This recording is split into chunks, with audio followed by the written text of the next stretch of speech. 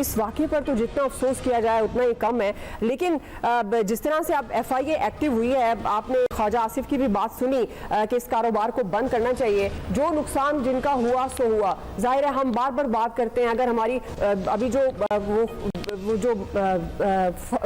لوائقین تھے، گھر والے تھے، ان کا یہی کہنا تھا کہ اگر معیشت اچھی ہوتی، اتنی مہنگائی نہ ہوتی تو ہمارے بچے وہاں نہ جاتے، اور آج ہم اپنے بچوں کے چہرے نہیں دیکھ سکتے، ان کی آواز نہیں سن سکتے. تو عامر صاحب، یہ اب جو فیصلہ کیا گیا ہے، آپ کو لگتا ہے کہ یہ گرفتار باثر انسانی اسمگلرز نشان عبرت بن پائیں گے، اور جو سرغنہ سمیت ہیں ان کو بھی نشان عبرت بنایا جائے گا؟ دعا، یہ جو افسوسناک واقعہ ہوا، ظاہر ہے کہ انسان تو ایک بھی بہت بڑی قیمت رکھتی ہے اپنی جگہ پہ، پورے خاندان کے لیے. یہاں سینکڑوں لوگوں کا ہے، نوجوانوں کا ایشو ہے، اور اللہ تعالیٰ ان سب خاندانوں کی مشکلیں آسان کرے. ظاہر ہے کہ ان کے بچے رزق کی تلاش میں نکلے، اور ہم اور آپ بہت زیادہ گفتگو ساری سن رہے ہیں آج کل کے حالات پہ کہ یوں غربت بڑھ گئی. میں آپ کو تقریباً 15 مئی 2007 کا ایک واقعہ بتاتا ہوں. ہم کو 7-8 جرنلسٹ ترکی گئے تھے 10-12 دن کے لیے، اور ہم واپس آ رہے تھے. تو جہاز میں جب ہم گئے تو وہاں بالکل ینگ بچے تھے، اور یا ہم 10-12 جرنلسٹ تھے. ہم بڑے پریشان ہوئے کہ یہ کیا ہے. ہم نے ان سب سے ملاقات کی، ظاہر ہے لمبا سفر تھا، پوچھا تو ان سب کا تعلق میرا خیال ہے 90% سے زیادہ گجرانوالہ ڈویژن سے تھا. اور گجرانوالہ ڈویژن کے دائیں بائیں سارا آزاد کشمیر ہے، آپ کو پتہ ہی ہے، مختلف اضلاع ہیں اور سارے لوگ رہتے ہیں. یہ اسی ایریے کے لوگ تھے. ہم نے ان سے پوچھا تو انہوں نے ہمیں کہا کہ اسی یورپ دی بتیاں ویکھ آئے نے، ساڑھے 3 پھیرے مکے نے، پہلے پھیرے چ اسی پھڑے گئے ہیں، ہوں واپس جا رہے ہیں. ہم نے پوچھا اسلام آباد پہنچو گے تو کیا کرو گے؟ اس نے کہا جی ہمیں ظاہر ہے ایف آئی اے پکڑ لے گی، سانو ایجنٹ نے پہلے ہی دسیا سی، وہ سانو چھڑائے گا، ضمانت کرائے گا، اسی کرائیں چ نہیں جانا، اسی دوبارہ واپس آنا. 3 پھیروں کے پیسے ایجنٹ لے رہا ہے. یہ وہ دور ہے جو بقول فیصل صاحب کے ہماری خوشحالی کا عظیم الشان دور تھا. یہ ذہن میں رکھیے گا، 12 مئی کو اس وقت کے چیف جسٹس پہ کراچی شہر میں گولیاں برسی تھی جب وہ وہاں گئے تھے، افتخار چودھری صاحب. تو میں آپ کو خوشحالی کی بھی بتا رہا ہوں، آج کی غربت کی بھی بتا رہا ہوں مثال دے کے. یہ ایشو بالکل اس سے منسلک نہیں ہے، یہ ہمارے ہاں آج کا نہیں ہے. سارے لوگ جانتے ہیں کہ لوگ جا رہے ہیں، مسلسل جاتے ہیں اور ایجنٹ پہ بھجواتے ہیں. پاکستانی شہری ہیں، واپس آتے ہیں، ضمانت تو ان کی ہونی ہے.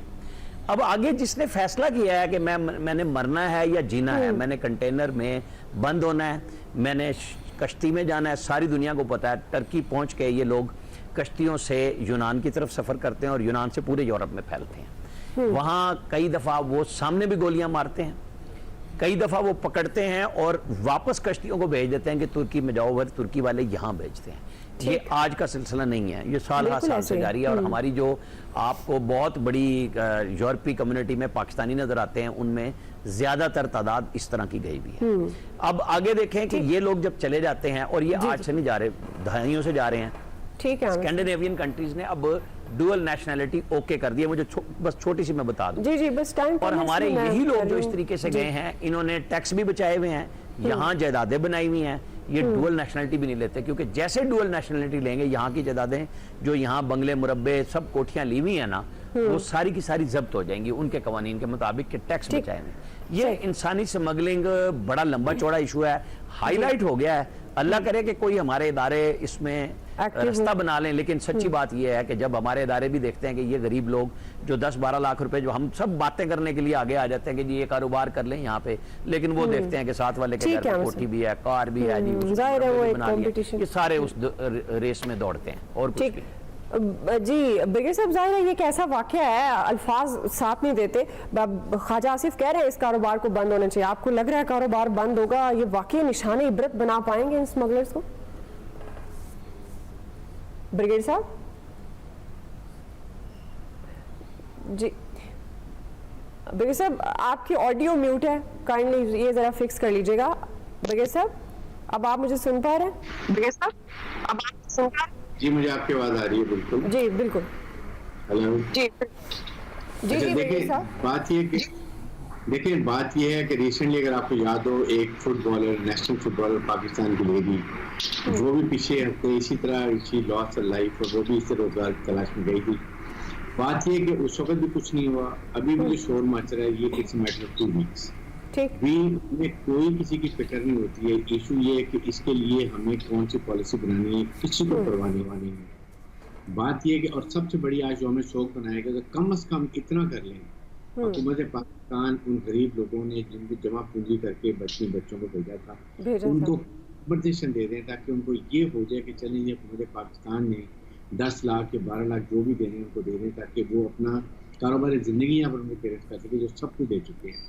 اور ساتھ ہی ساتھ یہ FIA اسمگلر ایجنٹ دیر آل ٹوگیدر, ان کے بغیر یہ نہیں ہوتا. امیگریشن سے ایسے ہی جاتے ہیں, تو یہ ان کو خود ڈویبل ہے, تو یہ کرنا نہیں چاہیے. جی فیصل صاحب. دیکھیں بات یہ ہے کہ ہم سب بہت شفاق ہو گئے. ابھی آپ نے وزیر دفاع کی تقریر سنی, وہ کہہ رہے ہیں کہ اس کام کو روکنے کی ضرورت ہے. تو کام کو تو انہوں نے روکنا, کسی اور نے تو نہیں روکنا.